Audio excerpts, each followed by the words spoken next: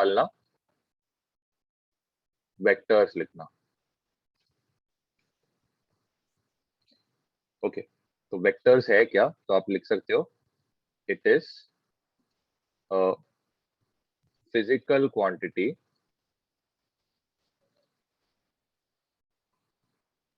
which has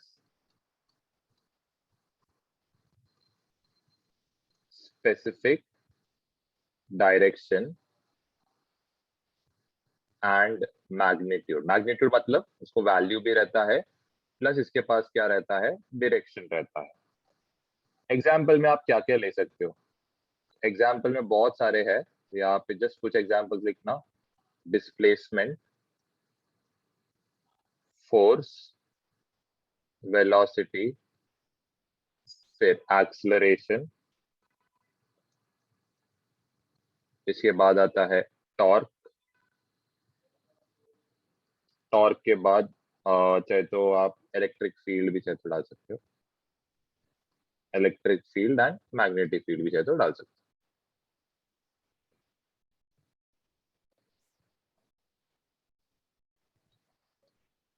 चलो इधर तक हो गया। सबसे पहले चीज, वेक्टर को रिप्रेजेंट कैसे किया जाता है, एक स्ट्रेट लाइन के थ्रू। ये जो एंड है इसको हम लोग क्या बोलते हैं, टेल बोलते हैं, ये हेड। हेड हमेशा कहाँ पे पॉइंट करेगा, हेड हमेशा पॉइंट करेगा direction of vector. Okay, length, अब ये लेंथ क्या इंडिकेट करता है, लेंथ, तो यहाँ पे लिख सकते हो लेंथ इंडिकेट करता है मैग्नीट्यूड। ठीक है, डायरेक्शन कहाँ से कहाँ रहेगा वेक्टर का, तो डायरेक्शन आप लिख सकते हो, direction will be from the tail to the head.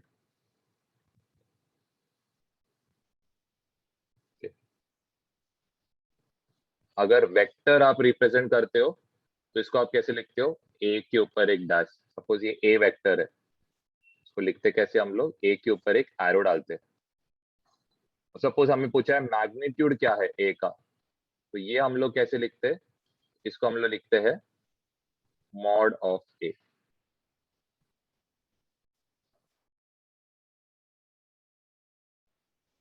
Properties, okay, properties में आप क्या लिख सकते हो, सबसे पहला प्रॉपर्टी लिखना, if vector is parallelly shifted without rotating. Without rotating मतलब क्या, हम लोग उसका एंगल चेंज नहीं कर रहे, without rotating, then vector remains unchanged। Okay, अब इसका क्या मतलब है, देखिए सपोज ये आपका वेक्टर ए है। ओके, अभी वेक्टर ए को आप क्या कर रहे हो, आप इसको नीचे लेके जा रहे हो, आप इसको लेफ्ट साइड में लेके जा रहे हो, आप इसको ऊपर लेके जा रहे हो, कोई इश्यू नहीं है। ठीक है, तो ये वेक्टर का वैल्यू क्या रहेगा, सेम ही रहने वाला है। लेकिन अगर सपोज आपने क्या किया, इसको घुमा दिया एक पर्टिकुलर एंगल से, तो ये वेक्टर एंड ये वेक्टर एक दूसरे से क्या नहीं रहेगा, बरोबर नहीं रहेगा। क्या बोल रहा हूं, आप इसको लेफ्ट राइट ऊपर नीचे पैरेलली मूव कर सकते हो, लेकिन आप इसको घुमाने का नहीं, घुमाने का मतलब इसको रोटेट नहीं करना, इसका एंगल चेंज नहीं करना चाहिए। अगर आप बिना एंगल चेंज करके आप कोई भी वेक्टर को मूव करते हो तो क्या रहता है, वो रहेगा अनचेंज, मतलब उसका वैल्यू क्या रहेगा, सेम रहेगा। चलो अब आता है इसका सेकंड पॉइंट। सेकंड पॉइंट क्या है, तो जरा ध्यान देना। सपोज यहाँ पे ये आपका सबसे पहला वेक्टर है बी, ये सपोज आपका दूसरा वेक्टर है ए, इनके बीच का एंगल यहां से या थीटा रहेगा। ओके, अब ध्यान देना, यहाँ पे क्या लिखा है, वेक्टर बी का जो मैग्नीट्यूड है ये इक्वल टू क्या है, वेक्टर ए के बराबर।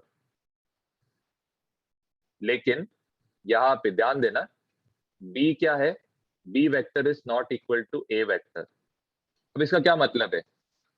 इन दोनों का वैल्यूज मतलब 5 kg रह सकता है, या फिर रह सकता है 5 kg पर मीटर स्क्वायर, 5 न्यूटन रह सकता है, लेकिन इनका डायरेक्शन बराबर नहीं रहने की वजह से क्या ये दोनों वेक्टर एक जैसे रहेंगे? क्या नहीं।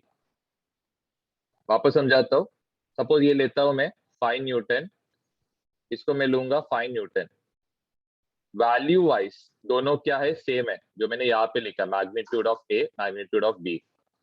लेकिन क्या वेक्टर वाइज दोनों सेम है? क्या नहीं, सेम नहीं है। क्यों सेम नहीं है? क्योंकि दोनों का जो एंगल है ये क्या है? डिफरेंट है। ओके, अब नेक्स्ट आता है प्रॉपर्टी नंबर 3। अब प्रॉपर्टी नंबर 3 क्या है? For two vectors to be equal, मतलब दो वेक्टर्स अगर इक्वल रहने चाहिए तो क्या क्या कंडीशन सेटिस्फाई होना चाहिए? तो ए रहेगा मस्ट हैव सेम मैग्नीट्यूड।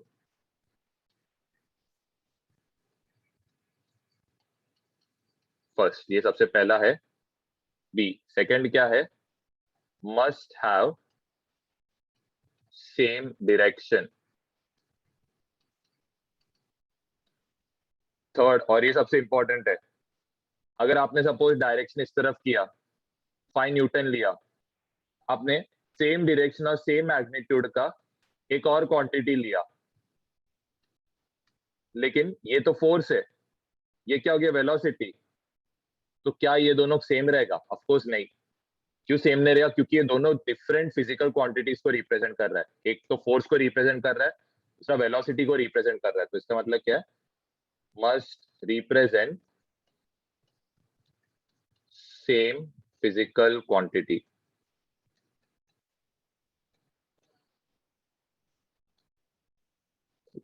या तो किसी को डाउट है तो पूछ सकते हो।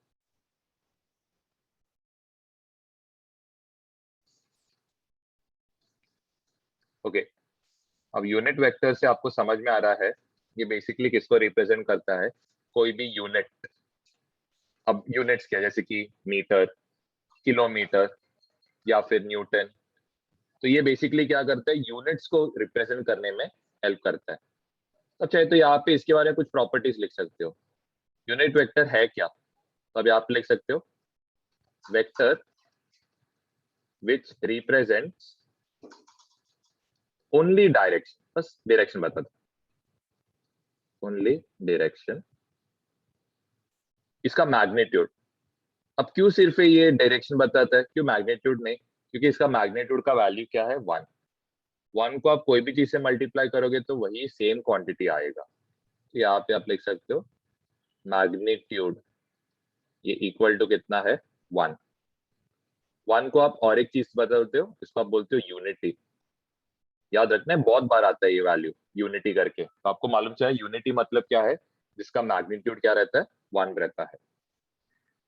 नेक्स्ट, अभी ए वेक्टर है क्या? ध्यान देना, इसको रिप्रेजेंट कैसे किया जाता है।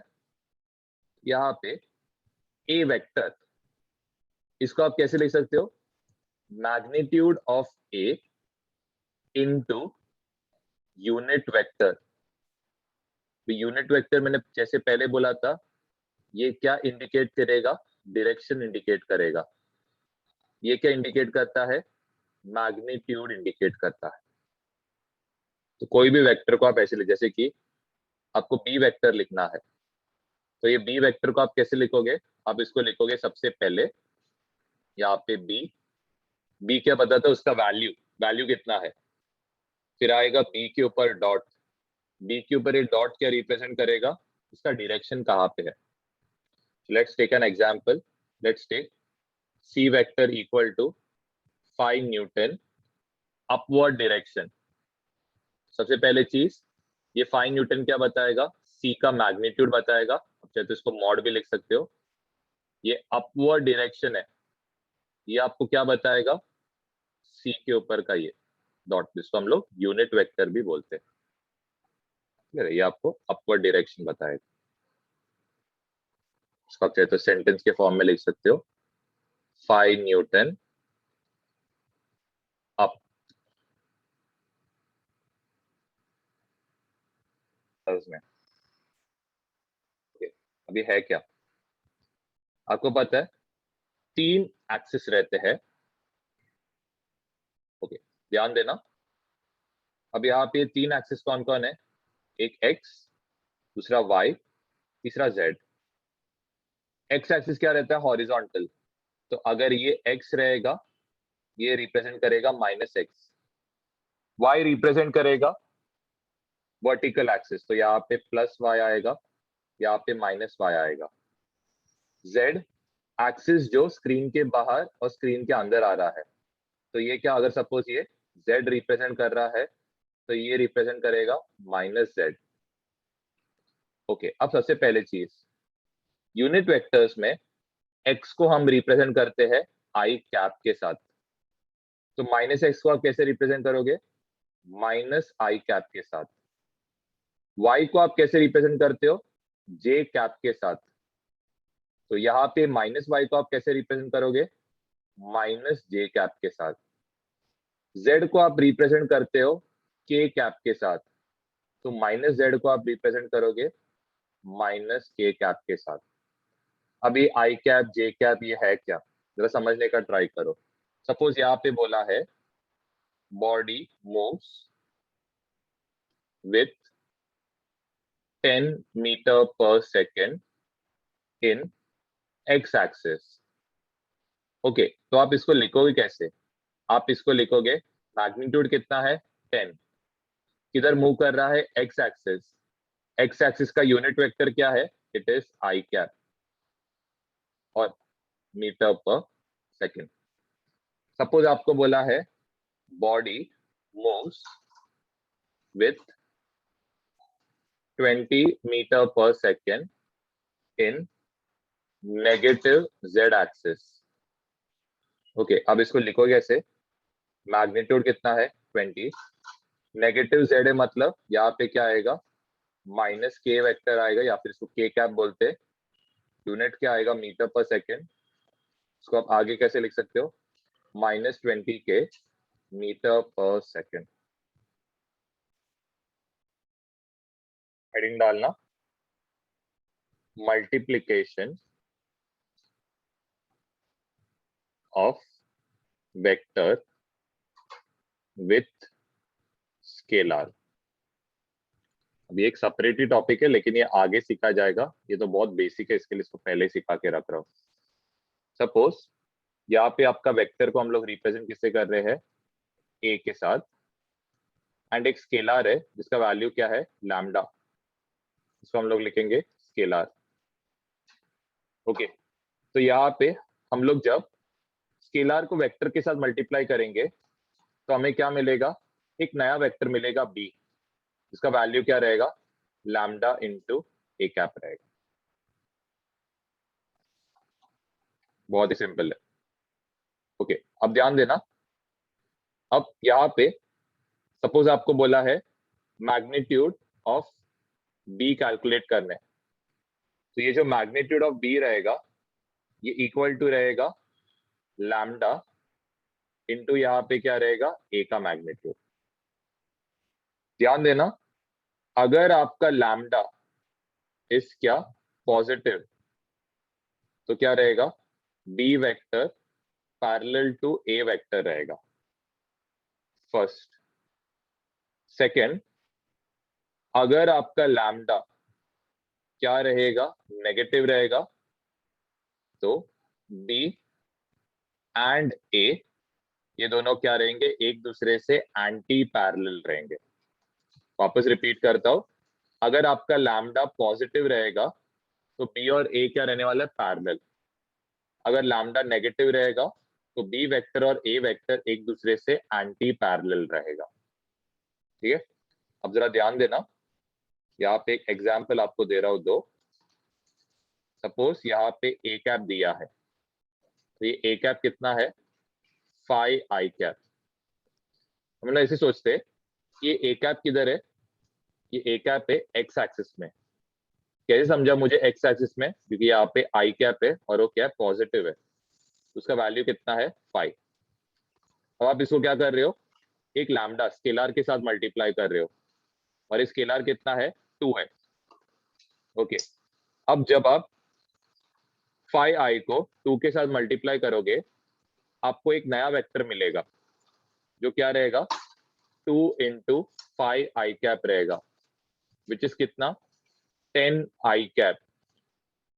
क्लियरली आपको दिख रहा है कि जो नया वेक्टर रहेगा बी, ऑफकोर्स इसका लेंथ डबल रहेगा और ये कितना रहेगा, 10 रहेगा। कौन से एक्सिस में, पॉजिटिव एक्स एक्सिस में। सेम वे अगर आपने सपोज यहाँ पे ए कैप लिया, let's consider it as 5i cap, multiply किया लैम्डा से विच इज -2। ऑफकोर्स आपका ए क्या रहेगा, आपका ए रहेगा 5, आपका जो बी वेक्टर रहेगा ये इक्वल टू रहेगा -2 इंटू 5i कैप। मल्टीप्लाई करोगे तो ये कितना होएगा, -10i कैप। ओके, -10 इसका मतलब क्या रहेगा, this will be in the negative x axis.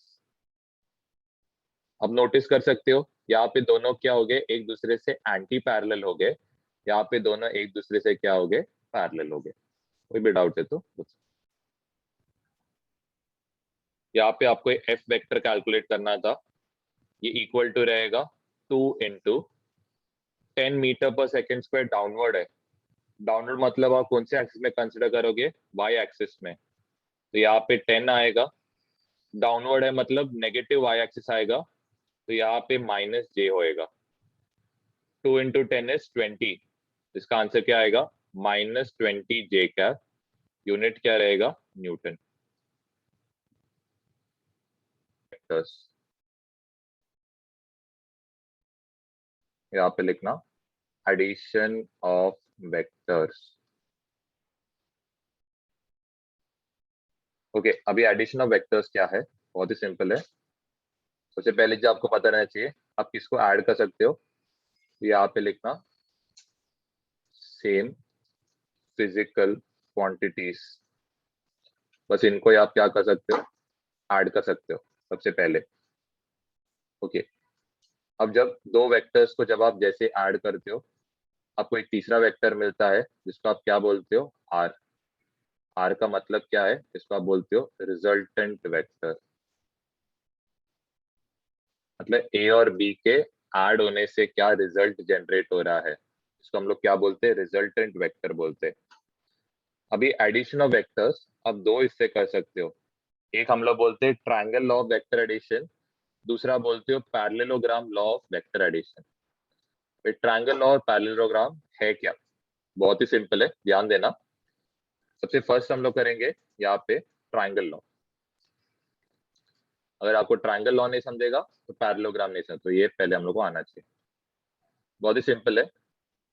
Suppose आपको ऐसे दो रैंडम वेक्टर्स दिए, एक इधर जा रहा है, एक ऐसे जा रहा है इस तरफ। ये वेक्टर ए है, ये हमारा वेक्टर बी है। ओके, आपको करना क्या है, सबसे पहले चीज, यहाँ पे जो सबसे नीचे का वेक्टर है दैट इज ए कैप, इसको वैसे का वैसे रहने दो। यहाँ पे ये जो बी कैप है इसको कहाँ पे प्लेस करोगे, इसको प्लेस करोगे ए के हेड पे प्लेस करोगे। अब यहाँ पे क्या हो रहा है, ध्यान देना, वापस समझाता हूँ। ये जो बी कैप है इसको मैंने कुछ रोटेट नहीं किया, इसको मैंने पैरेलली क्या किया, पहले लेफ्ट के साइड में शिफ्ट किया, फिर इसको नीचे लाया, कहाँ पे, ए के हेड पे। अब फर्स्ट वाला वेक्टर के टेल से सेकंड वाले वेक्टर के हेड तक जो ये ज्वाइन होगा, ये वेक्टर को आप क्या बोलते हो, रिजल्टेंट वेक्टर। और ये इक्वल टू क्या रहता है, ए वेक्टर प्लस क्या रहेगा, बी वेक्टर रहेगा। ठीक है, तो एक और एक एग्जांपल, सपोज आपको दिया है, ये कितना दिया है, 5 दिया है, एंड ये आपको दिया है कितना, इट इज 2। ओके, अब करोगे क्या, बहुत ही सिंपल है। सबसे पहले आप क्या करोगे, ये 5 जैसे ही था वैसे इसको फिक्स करो, कुछ चेंज मत करो। आप क्या करोगे, ये 2 का जो टेल है इसको कहाँ पे लाओगे, 5 के हेड पे। रोटेट मत करना, पैरेलली हम लोग ला रहे हैं। अब यहाँ पे आप क्या करते हो, पहले वेक्टर के टेल से दूसरे वेक्टर के हेड पे क्या बनाओगे, एक रिजल्टेंट वेक्टर बनाओगे। ओके, ये क्या रहेगा, आपका वेक्टर आर रहेगा, इसको हम लोग रिजल्टेंट वेक्टर भी बोलते हैं। लिखना है तो बी लिखो, parallelogram law of vector addition.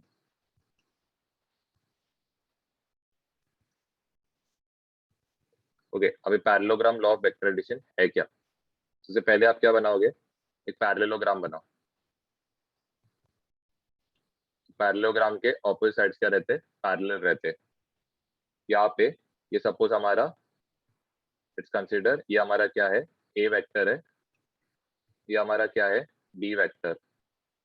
दूसरे वाले का जो टेल है पहले वाले के हेड के साथ काउंटेड है, तो ये हमारा क्या रहेगा, रिजल्टेंट वेक्टर आर रहेगा। अब पैरेललोग्राम का ऑपोजिट साइड्स क्या रहता है, सेम और पैरेलल रहता है, इसका मतलब ये भी क्या रहेगा, ए वेक्टर, ये क्या रहेगा, बी वेक्टर। ओके, यहाँ पे इधर जा रहा है, यहाँ पे इधर जा रहा है।